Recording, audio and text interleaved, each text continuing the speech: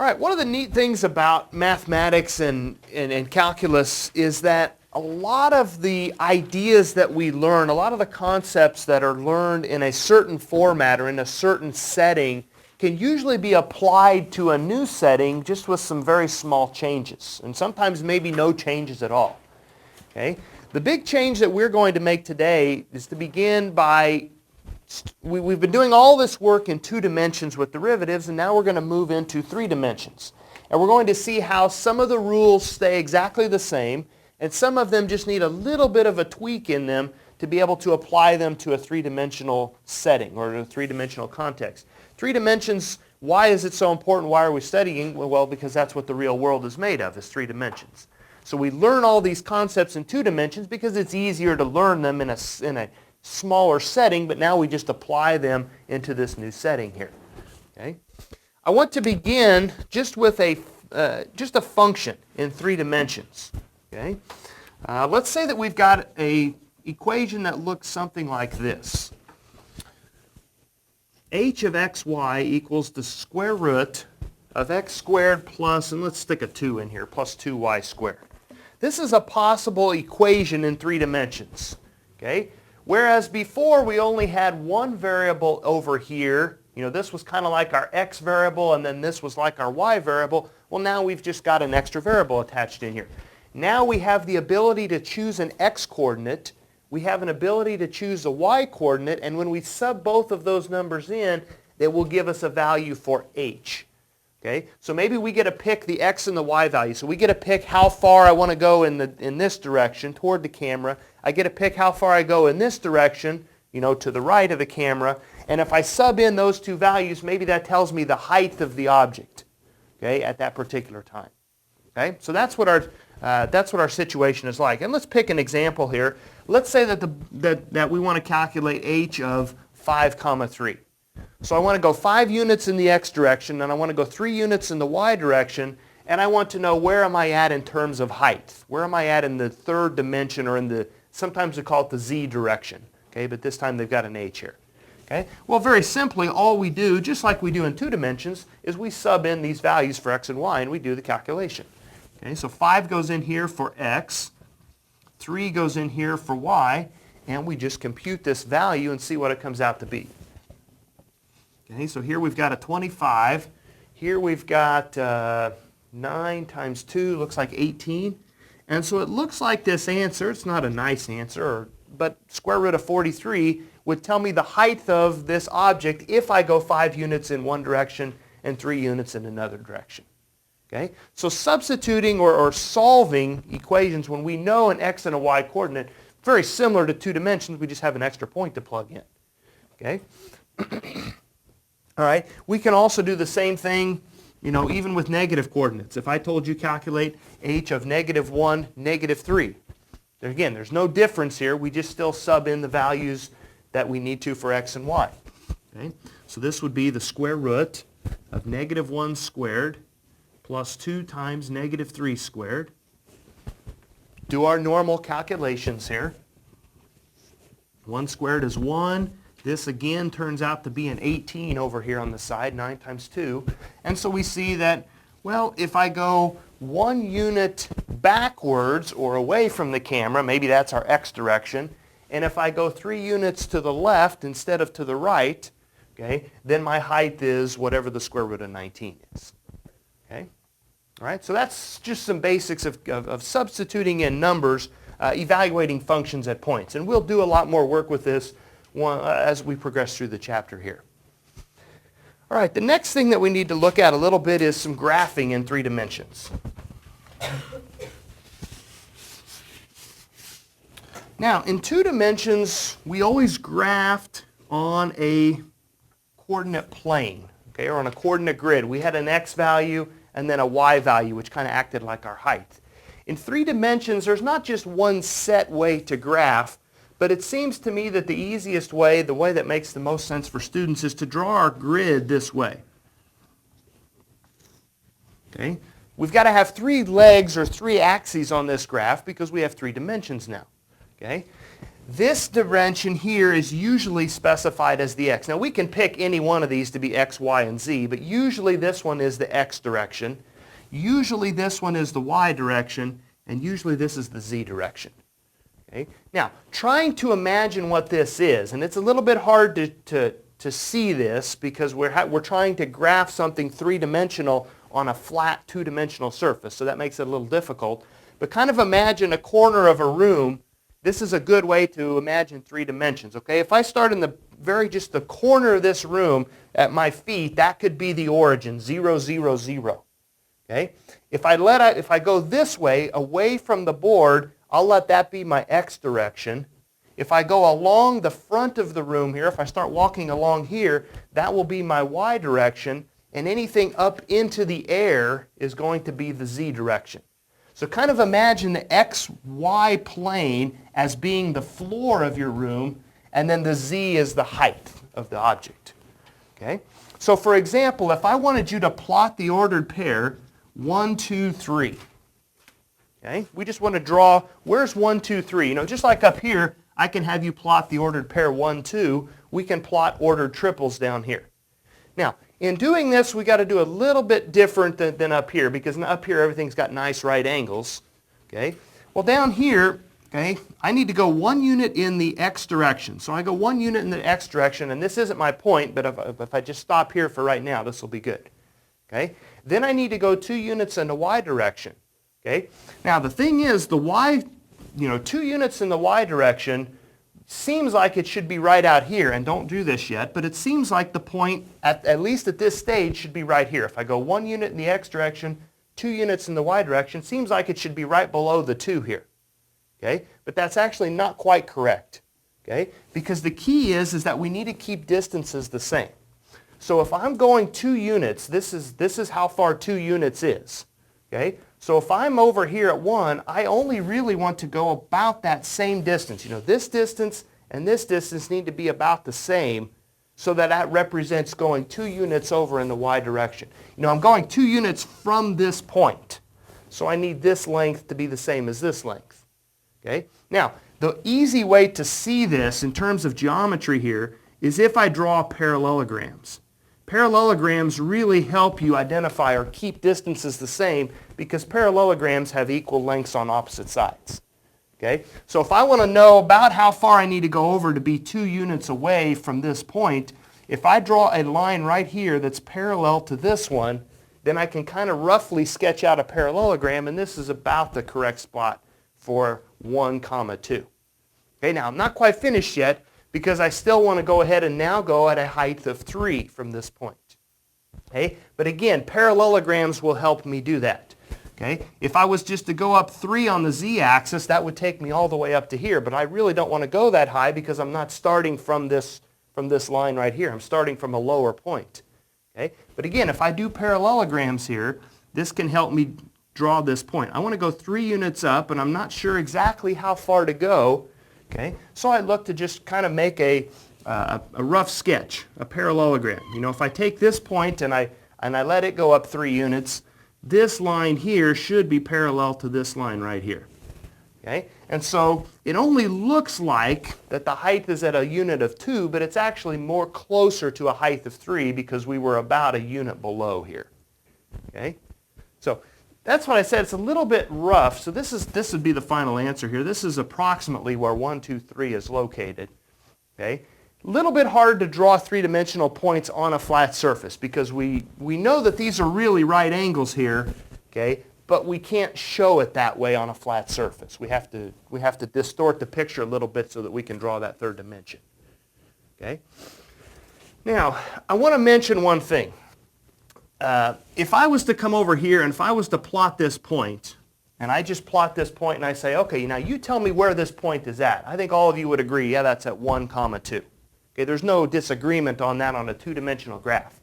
If I was just to come over here and pick a point and say, okay, tell me where that point is at, we can't really do that very easily in 3 dimensions because we have all of these different,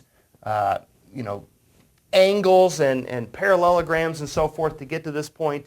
It is very difficult for me to give you a point and then for you to identify where that point is at. And so we won't ask any questions like that. Okay? I will ask you to do a little bit of graphing of points. Again, though, I will be very lenient on where these are at. Even if you don't quite get your point right in this location, if it's a little higher or a little bit more to the right, that's not a big deal. Okay, so just getting a rough sense of where these points are at, that'll be another thing that I want you to do here in 3 dimensions. Okay, so that's plotting points. Now, in terms of what we will do with 3 dimensions, yes, we can have negative numbers in any of these locations, just like we can have negative numbers up here. Okay? In 2 dimensions, we have a system which is called, or which utilizes the idea of quadrants. You know, we have 4 quadrants where points can be located. And we're pretty comfortable using positives and negatives on this system. The same idea can be applied here, except instead of only quadrants, we actually, because there's 3 dimensions, we actually have 8 different regions where points could be plotted. Okay? And the name for these is called octants. Okay? I am only going to focus on one of those 8 octants. Okay? And the one that we're going to focus on is the first octant. And the key thing about the first octant is that that's where all the points have positive values. I'm only going to stick with the one region where everything is positive. Okay? All right? Kind of like up here, if we were just to focus all of our work on quadrant number 1 where everything's positive, that's what I'm doing down here. We're not going to worry about negative values in terms of graphing because, you know, that's not really the focus of this course. So I'll just stick with doing stuff in the first octant here. Okay? All right. The next thing we want to look at is not just plotting points, but let's do some other types of graphs besides just points. Okay? The next thing that you learned in 2 dimensions, you know, once you had plotted points, the next thing you learned how to do was to draw lines in 2 dimensions. Well, in 3 dimensions, once you learn how to plot points, there are lines that can be drawn, but usually we will draw things that are called planes. Okay? And so I want to look now at, well, what does it mean to graph a plane in 3 dimensions? Okay? And let's give an example. I'll give you the equation z equals 3. Let's say that we want to graph z equals 3 in 3 dimensions. So we go ahead and rough sketch out our 3-dimensional coordinate system. Now, what does it mean, or what am I asking for when I say graph the equation z equals 3? Well, if we go back to what I was talking about before in terms of being in the corner of the room here, do I care about how far I go in the x direction? Is there anything in that equation about x? The answer is no. So I am free to move as far as I want in the x direction. Okay, so you can kind of imagine a line from me all the way out. Okay, do I care about how far I go in the y direction? And again, there's no y's in this equation, so again, I have the ability to move anywhere along the x-axis and anywhere along the y-axis that I care to move. What's the only thing that I really care about? Well, the only thing I care about is that the height, or the z-coordinate, must be 3. I don't care where else I go, just as long as the height is always 3, then I'm happy. Okay? So what will this look like in terms of a graph? Okay? Well, if I come back over here to the corner, if the height is always 3, let's just say the top of my head is at a height of 3. Okay? I don't care how far I go in the x direction or in the y direction, just as long as I'm at a height of 3. So can you kind of imagine just a flat plane in this room at a height of 3? Okay? Where I've got, you know, kind of lines going off in both directions here, so I can make a big rectangle in this room at a height of 3. That's what the graph, or the plane, z equals 3 will look like. Now, how do we demonstrate that on our graph here? Okay? Well, the only thing that we really care about is we care about the z-coordinate being 3. So let's go ahead and draw a couple tick marks on here, because this is the value that we care about. Now, what I'm saying is I want this floor surface, this plain flat surface on the floor, to be moved up to a height of 3. So if you can kind of imagine, think about this shape right here, this kind of a parallelogram. I want to move that up so that it's at a height of 3. Again, parallelograms come in nicely here. Here's what my graph would look like. I really don't care how far I go in the y direction, so I just go ahead and start drawing some stuff. I really don't care how far I go in the x direction, so again, I just start drawing here. Notice how I'm keeping everything parallel to the axis. That's how you draw a good graph here. And then I just kind of finish this off here. Okay? And it's a little bit difficult to see, but if it takes a little bit of time, but once you do, you can kind of imagine that this dotted diagram that I have here is just this flat surface that's been shifted up 3 units. Okay? That's all we did here was we just shifted the floor up 3 units. That's z equals 3. Okay? And this isn't this isn't a perfect graph. There's other ways that this can be done, but I think this will work for what we need. Okay? Just a rough sketch that this is the graph of the floor being shifted up 3 units. Okay? What if I go to another example? What if we look at the plane y equals 2? Okay? Well, what this is saying is that, again, if I come back over here into the corner, this is saying that I have to take 2 steps in the y direction. So I take my 2 steps in the y direction. Now, do I care about what's going on in the x direction? And the answer is no. Do I care about the height in the z direction? And again, the answer is no. So if you can kind of imagine a plane, a rectangle, if I just started here at the floor and drew a rectangle up, all the way across the ceiling and then down to the floor and back to me, that's the plane y equals 2. All I care about is going 2 units to the right of this corner location. Okay? Now, how do I graph that on this picture?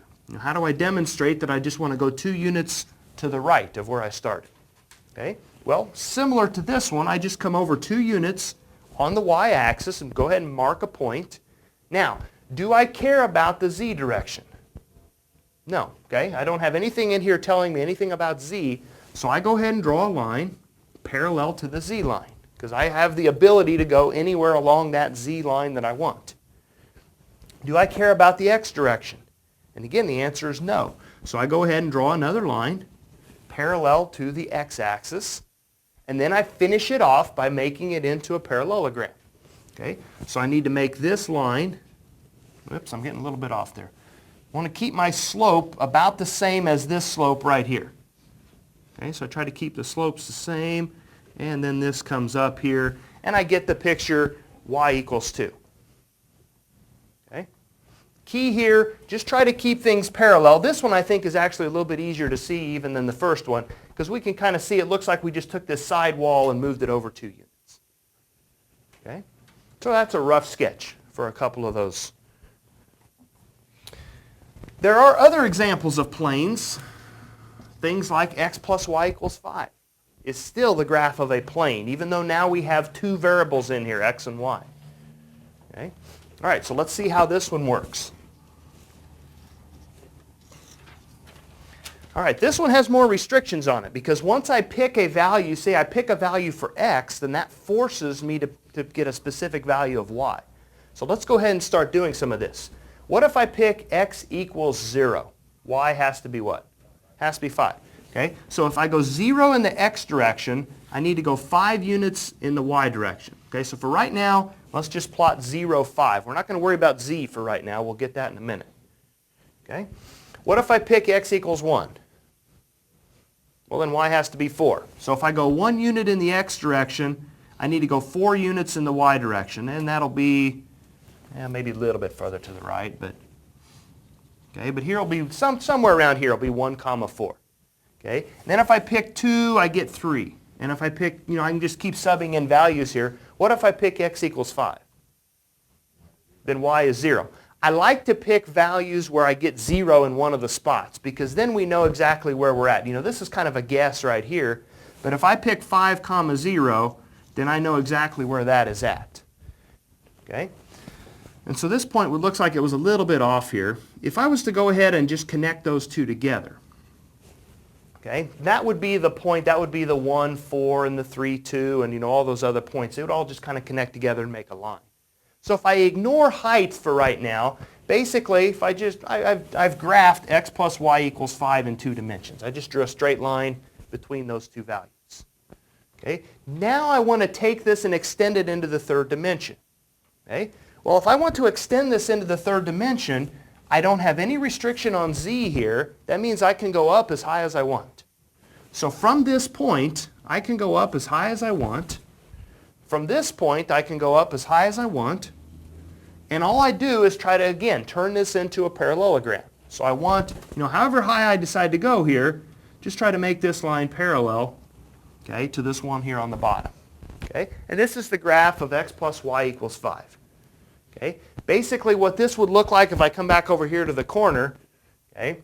If I was to go, let's see, 5 steps to the right here, so 3, 4, 5, and if I was to have someone else take 5 steps over in the x direction, if we were just to line ourselves up and then have a plane going up to the ceiling, that's what this graph would be looking like right here. Okay? So the difference on this one, we know we're just not parallel to a wall. We've gone ahead and put an angle in on it, and now it's going up to the ceiling. Okay? So there's the example x plus y equals 5. Okay? All right, we'll do one more example of a plane. Again, it's not really the focus of what I want to do here, so I don't want to spend too much time on it. What if I gave you 2x plus 3y plus 4z equals 12? Again, this is still the equation of a plane, even though now we have all 3 coordinates involved. Okay? All right, let's see what this plane would look like. Over here, I had the ability to choose one of the numbers, like if I chose x equals 1, then that forced a value on y. What I want to do on this one is choose 2 values, and then see what the third number has to be. The best choices for values are zeros. So what if I pick 0 for x and 0 for y? Z has to be what? 3, right? 4 times 3 gives me 12. So I know that if I pick 0, 0, for x and y, then I'm at a height of 3. Okay, so that's my point on the z-axis. What if I pick the y and the z to both be 0? Then x equals what? 6. Okay, so along the x-axis, I need to go 6 units. That'll be where my point is at here. And what if I go let x and z be 0? Then the y value would be what? 4. Okay. To me, that's the easiest way to graph these, is to find out what point you need on each of the 3 axes. You know, zero out 2 of them and see what the third one has to be. Okay? Now, if we connect this together, it's going to look like a triangle. Okay? And in the first octant, it really is just a triangle. But the thing is, we have to imagine, this is still really a plane. If I was allowing you to go outside of the first octant, then we would get a plane out of this graph. Now, the best way I can describe it is this. Okay? You know, we had this slanted diagram here before. How could we make this slanted in all 3 directions? Okay? Well, that would be as instead of if just going straight up to the ceiling, what if we took that plane and put a tilt on it? So now that this plane has got an angle right here, and then it also goes up at an angle to the ceiling. That's kind of what this graph is doing. It's got slants in all the directions. Okay, but it is still a plane, but when we only graph one of the octants, it doesn't look like a plane anymore. Okay, so that's the only difference. And that's what I said. You know, I'm only going to have you graph inside this first octant, because if we try to extend it, it really makes it difficult to visualize what's going on. You know, this graph doesn't just stop right here. It actually goes below the axis. You know, these planes go on forever in all directions. Okay, but we're just going to focus on that first octant. Okay. Questions with graphing these? Biggest thing with graphing them, try to zero out all but one of the coordinates, and then that's how you find your points, and then you just kind of connect them together. Okay? If there's no coordinate, like on this one, if there's no z coordinate, then you just draw lines parallel to the z-axis. You can go up as high as you want. Okay? All right. Next concept of 3 dimensions that we will look at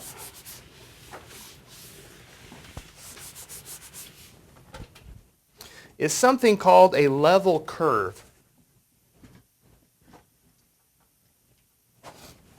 And again, it has to do with graphing. If we just want to rough sketch out a picture of an equation with a level curve. Let's say that we've got this equation, z equals x squared plus y squared. Okay? This is definitely not a plane because now I've got squareds involved. And I want to get a rough sketch, or, you know, a picture of what does this look like here. Okay? Well, graphing this in 3 dimensions is not the easiest thing to do right away. So what we try to do is we try to graph this in 2 dimensions first. And what we're doing is we're going to draw a whole bunch of what are called level curves. Okay? for example, in terms of level curves, let's go ahead and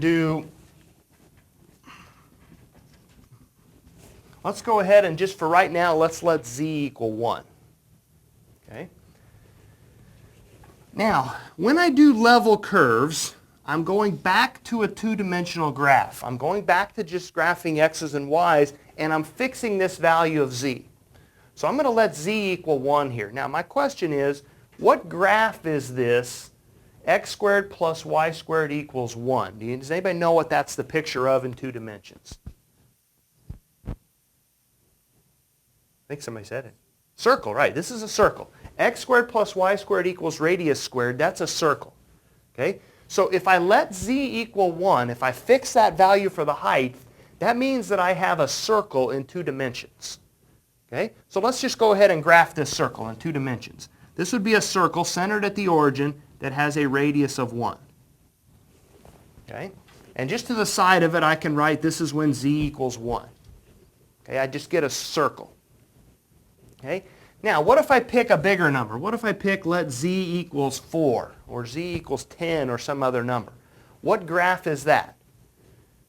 X squared plus y squared equals 4. Still a circle, but what's different about this circle than the first one? It has a bigger radius, right? Okay? Here the radius was only 1 because I just had a value of 1 here. Here the radius is 2 because we now are talking 2 squared for the radius. Okay? So if I was to draw when z equals 4, I would draw another circle, except this time the radius is just a little bit bigger, right? The radius is 2 instead of 1. Okay? And if I was to keep going, if I keep subbing in different numbers here for z, won't I continue to just get circles? Okay? So I'll just get a whole bunch of circles, and what will happen as z gets bigger and bigger? What happens to the radius of those circles? It just gets bigger and bigger, doesn't it? Okay? Now, here's the idea of a level curve. If you're trying to rough sketch or you're trying to use level curves to help you see what this graph would look like. Okay? Imagine that z is coming straight out of the board towards you. The third dimension is coming right out. So it's as if you are up in an airplane and you are looking down upon this graph. Okay? All right? What would this look like? Well, you would see a circle in here. And then as you come a little bit closer to you, you see another circle. And then another circle. And so forth. Can anyone imagine what this would look like from a top view if you just saw a whole bunch of circles that just kept getting smaller and smaller as you went toward the middle there? It's kind of almost like a cone, almost, yeah. You can imagine, if you think about a cone, you've got a circle at the top, and then if you go down a little bit lower, you got a little smaller circle, and then a little smaller circle. Now, we don't know exactly how this is working. We don't know if it's a straight line for the sides of the cones. We don't know if it's kind of like more parabolas or curved on the side. But we do have an idea of that's kind of what this picture looks like. It's just a whole bunch of circles, a big circle on the top, then a little smaller one, then a little smaller one. That's what level curves can help you do, is to kind of identify things from a top view. Okay? So we just pick a value for z, we pick a height, and then we look at what it would look like from the top view. Okay? Now, another way that we can look at that, if we want to see exactly what this looks like, is it a perfect cone, or is it more curved, or what? Okay? Another way we can graph these is if we come over here, instead of picking a value for z, let's go ahead and fix one of the other values. Let's pick an x or a y and see what this comes out to be. Like for example, what if I come in and I let x be 0? Okay, so what if I just choose x to be 0? Okay, what does that give me? Well, that gives me the equation z equals y squared. What graph does z equals y squared kind of look like in 2 dimensions? Well, isn't that kind of like a y equals x squared type equation? Except we just have different letters here, right? Okay, so z equals y squared just looks like a parabola. Okay? And if this is the z-axis and this is the y-axis here, my parabola is going to look almost exactly like a 2-dimensional parabola, x squared equals y squared, isn't it? Or y equals x squared. Okay? The only difference here, when we graph 2 dimensions, this is x and this is y. So we draw our parabola, it looks just like this. Well, here now I've just got z and y, so I just have different letters, but it's the same picture. Okay? So in the one direction, we have a parabola in one direction. Okay? Now, what if I change this up? What if instead of letting x be 0, what if I let the y be 0? What does it look like from the other direction? What's this the equation of? Or the picture of? It's another parabola, isn't it? Okay? So here's kind of what we've got, and I'll explain it to you here. Okay? If I'm facing you, so in other words, I let x equal 0 on the first one, I see a parabola in this direction. So we see a parabola this way, and I'm facing you. Okay? Now, what if I let the y value be 0? Well, that means that I'm just going to basically turn 90 degrees, and what type of shape do we see in this direction? Well, we see another parabola in this direction, don't we? Okay? So I had a parabola in this direction. This will be a little bit harder to draw because I've got this slanted side over here, but I see another parabola in this direction. Okay, like I said, it's a little bit harder to see it on that side. You know, a parabola that would be along the wall here, on this wall over here. Okay? And if I kind of imagine those together, can you kind of imagine that this would look like a bowl almost? Okay? And I don't have the overhead going up, but if you'll just kind of imagine this little picture right here, I don't know if you can zoom in a little bit or not, this third picture right here, this is the picture of something like z equals x squared plus y squared. Okay? Because you can kind of see the parabola in the one direction, and then if you just rotate your vision 90 degrees, you see a parabola in the other direction too, don't you? Okay? What does it look like from the top view coming down? What does the top look like here? Well, the top looks like a circle, doesn't it? And if you can kind of imagine looking down even inside it a little farther, it looks like a whole bunch of circles where the circles are just getting smaller and smaller as we get closer to the middle. Okay? So that's kind of how all of this goes together. Graphing level curves as well as graphing 3 dimensions. Now, I will not have you graph this way on any exam question because, again, that's not the focus of what I want to do. But I want to give you a little bit of an idea how graphing is done in 3 dimensions. Okay, the key is that we have to keep one of the variables constant. We have to hold it and then look at what does the graph look like for the rest of the picture. Okay? All right, let's do one more example of level curves because I will ask you to rough sketch out level curves because this is just 2-dimensional graphing. This is something we can do here. Okay? What if I give you this example here for level curves? X plus 3y plus 2z equals 8. And we're going to graph the level curves for 0, 2, and 4. You know, the question says specifically pick z equals 0, 2, and 4 and graph the level curves for these. Okay? And so let's see if we can go ahead and accomplish that. All right. If I'm going to let z equal 0, now remember, when we do level curves, we're back to just a 2-dimensional graph here. We're just looking from a top view of a 2-dimensional graph. Okay? If z is equal to 0, of course, this piece just goes away. And the only thing I have left is x plus 3y equals 8. Okay? How would you graph x plus 3y equals 8 in 2 dimensions? Okay? Well, it looks like it's the equation of a line because there's nothing squared here. So we just need to pick some values that will fit in here. Okay, what are some good ordered pairs that would fit in this equation here? What if I let this be 0? X would be what? 8, right? 8 comma 0 is an ordered pair that works here. So let's go ahead and plot that. 6, 7. 8 comma 0 has to be on this graph. Do you see any other nice ordered pairs here? If we try to stay away from fractions, can you see any other nice ones? You know, like what if I pick 1 for y?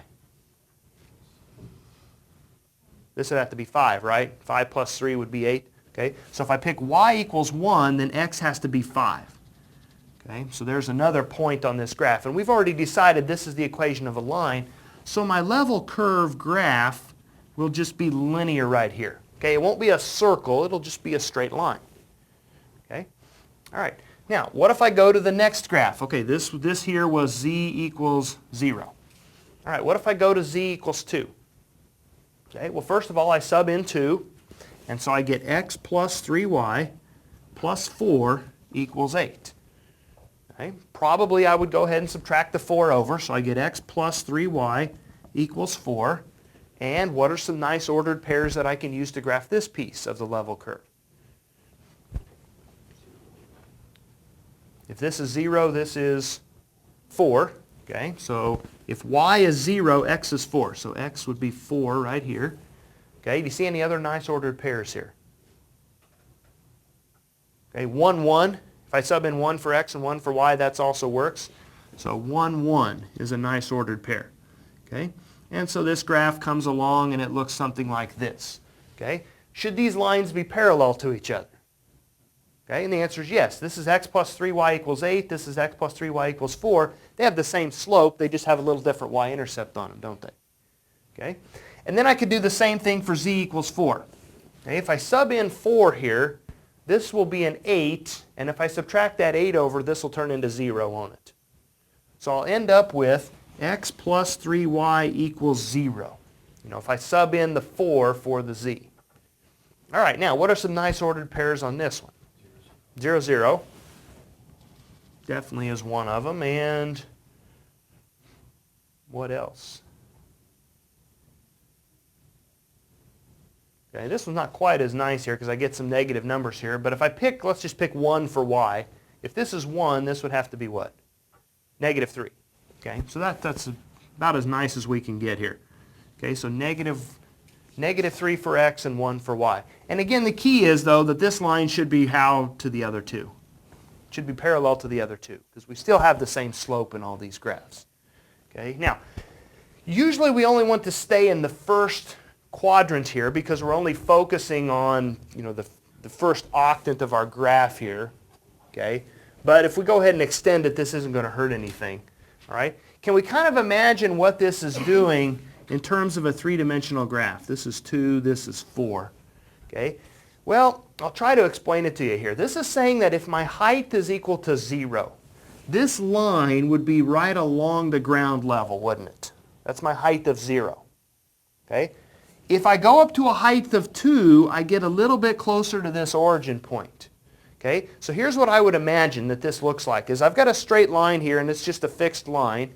Okay, and then as I get up to a height of 2, it looks like that line, this will be kind of like a plane almost, is that line will come up at an angle until it gets to this point at a height of 2. And then by the time it gets to a height of 4, it comes up to a specific point. So you can kind of imagine like a triangular plane here.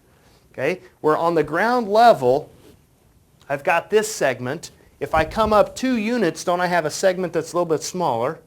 And then if I come all the way up to 4, if I just look in this first quadrant here, I'm just at a single point, right? Okay, so that's what this would look like. It would look like a plane, and I don't have it up here anymore. It would look like that triangular plane that we drew in the first octant. That's what this graph would be looking like, and that makes sense because this is a real similar equation to what we had before. Okay, so again, that's a little bit with level curves in terms of graphing in 3 dimensions. All right, any questions with those? All right. The next example I want to look at, I want to start looking at derivatives a little bit in 3 dimensions because this is the focus of the unit. All right, let's take this equation. F of xy, I don't know if I want to pick that one.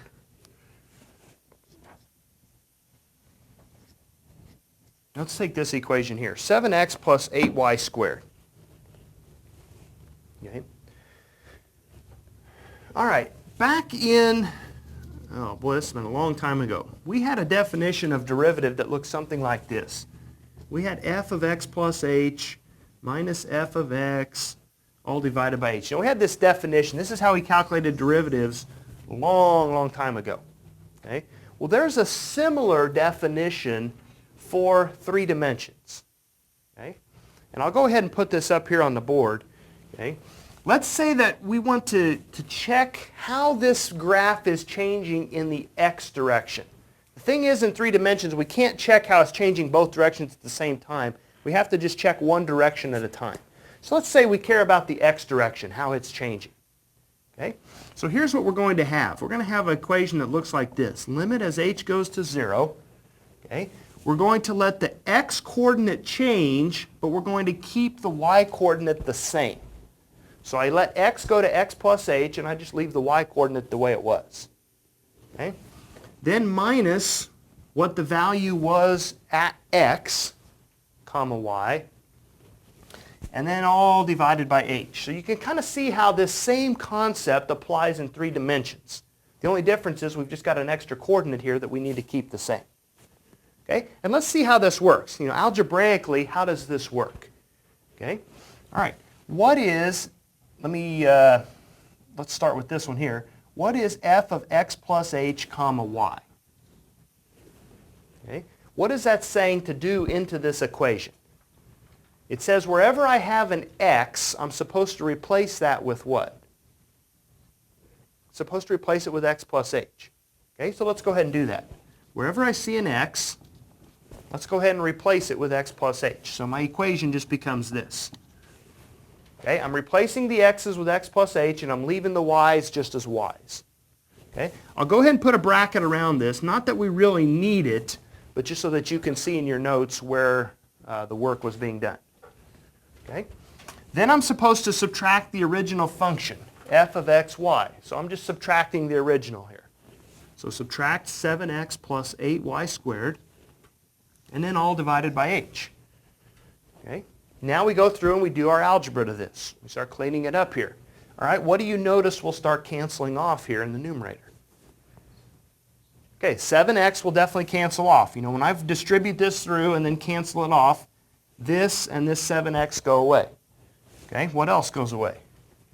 The 8y squared. So I got a positive 8y squared. Here I've got a negative 8y squared. So those cancel off. What's the only thing I have left up here? I have a 7h, right? Because the 7 has to distribute through here. So my numerator is 7h, and my denominator is just h. Now the h's cancel off, and so the answer to this problem is 7.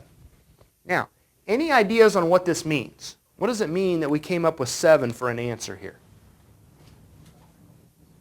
What did derivatives tell us before in 2 dimensions? What was another word for derivative? The slope. So the slope of this graph in which direction? Which one did we change? We changed the x, right? So the slope in the x direction on this graph is equal to 7. And does that kind of make sense if we look at this equation here? Doesn't it look like the slope is 7 on this x coordinate? And the answer is yes. Okay? Do we care about what's going on in the y direction? And the answer is no. We didn't want to look at the y. We just cared about what's going on in the x direction. Okay? Now, what would you guess if I had you do this one here? Limit as h goes to 0. What if we keep the x coordinate constant, and what if we change the y coordinate this time? What do you guess the answer will be? Close. It's got something to do with the 8, but a little bit more than that. Got something to do with 16. Now you're getting really close. 16y. Okay? Now, why would you guess that this answer would be 16y? Because that's the derivative if we look in the y direction, isn't it? Okay, now, I won't go through all the algebra behind this, but if we did go through and do all the algebra and cancel stuff off and clean up, we would get an answer of 16y. And again, that makes sense because that's what the derivative is for the y coordinate in that direction. Okay? So the nice thing about this, I'm going to give this a name here real quick today. This is called partial derivatives. Okay? And the idea behind what they mean, why they called it a partial derivative, is because we're only looking at part of the equation. We're only looking at one of the variables. If I look at the x variable, the partial derivative is just 7. If I look at the y variable, the partial derivative is 16y. Okay? All right, so there's that example here. Now let's take a look at another example here in terms of derivatives.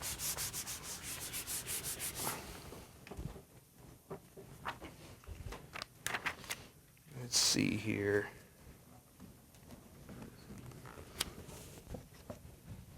Yeah, I don't need that number. 3x cubed y squared. Okay? So what if we want to look at the derivative here, and this is how we write a partial derivative. You know, if I want to look in the x direction, I put a little subscripted x down here, saying that I want the derivative in the x direction for this graph. Okay? All right. Now, this one is a little different than the one we just did, because this one had addition on it, so we just kind of can look at each term separately. This one is all kind of multiplied together. Okay? Let's say that we want to find the derivative in the x direction. So here's what I'm going to have you do first, and then we'll talk about the answer here. Okay? Let's say that we care about the derivative really close to x equals 3. Okay? And I don't care what y is. Let's just go ahead and pick 1 because that's an easy number to sub in. Okay?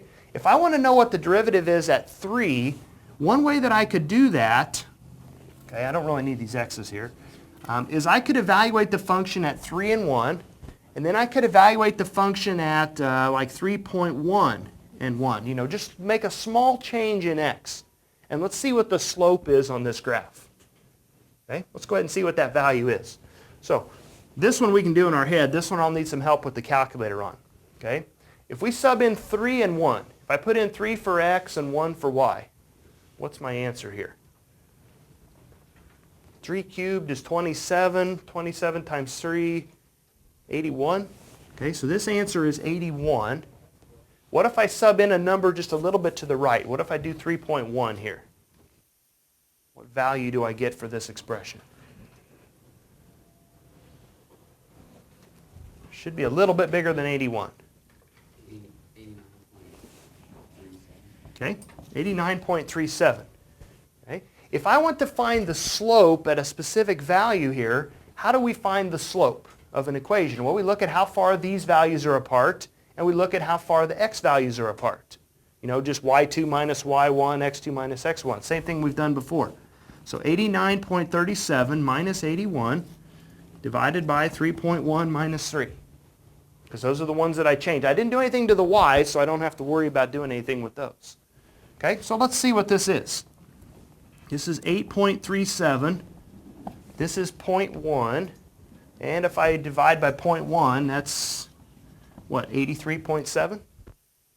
Okay? So it appears that the slope of this graph should be somewhere around 83.7. Okay, now it's not going to be perfectly that because we actually let a whole 0.1 of a unit go by, but this is pretty close. Now, what if we were to try to do this without the slope idea? You know, we had shortcuts in 2 dimensions. We have shortcuts in 3 dimensions here as well. Here's what we're going to do. Do I care what the y value is in this graph?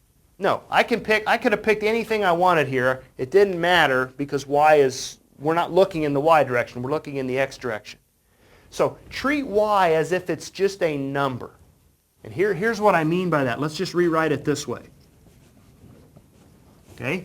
This is all just a number because y is fixed. Okay? I don't care what y is.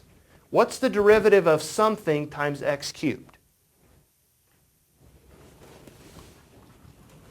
What's the derivative of x cubed? 3x squared. And what do I do with constant numbers that are multiplied out front? They just kind of stay there, don't they? Okay? So this 3y squared just stays there, and the derivative of x cubed is 3x squared. Okay? If I clean this up, I get 9x squared y squared. Okay? Now, let's compare that with this number and see how close we are. If I sub in 3 and 1 for x and y, okay? If I sub in 3 here, this will be 9 times 9. This will be 81. 81 times 1 is just 81. This is the actual answer. Is that pretty close to this answer? And it's, yeah, fairly close. If I was to change this to 3.01 and look at the derivative or the slope, this answer should get even a little bit closer to 81. This is what we would call average rate of change. This is called instantaneous rate of change in 3 dimensions. So it's a very similar concept to what we've done before. We just have extra coordinates in here. Okay. We'll do some more work with this partial derivatives next time. Try to learn some more of the shortcuts.